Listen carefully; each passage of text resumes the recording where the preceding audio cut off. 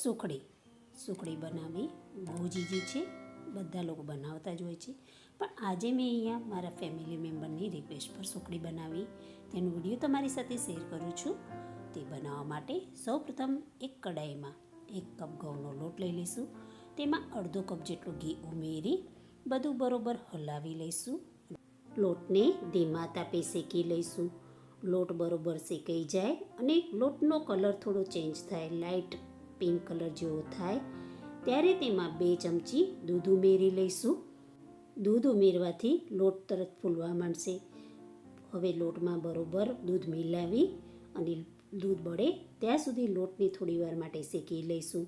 લોટ બરોબર શેકાઈ જાય ત્યારે લોટને નીચે ઉતારી થોડી વાર માટે લોટને સતત હલાવતા રહીશું, જેથી લોટ થોડો ઠંડો થઈ જાય.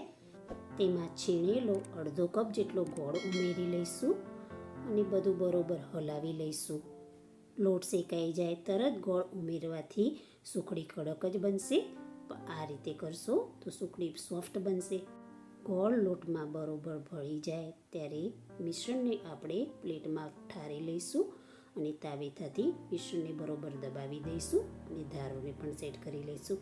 હવે તેના પર કટ આપી દઈશું અને થોડી વાર માટે સુખડીને ઠરવા દઈશું. સુખડી ઠરી અને સરસ તૈયાર થઈ જાય ત્યારે પીસ આસાનીથી નીકળશે. મારી સુખડી તૈયાર થઈ ગઈ છે, તો હવે હું માતાજીને પ્રસાદી ધરાવીશ. તો તૈયાર છે એકદમ સોફ્ટ એવી સુખડી.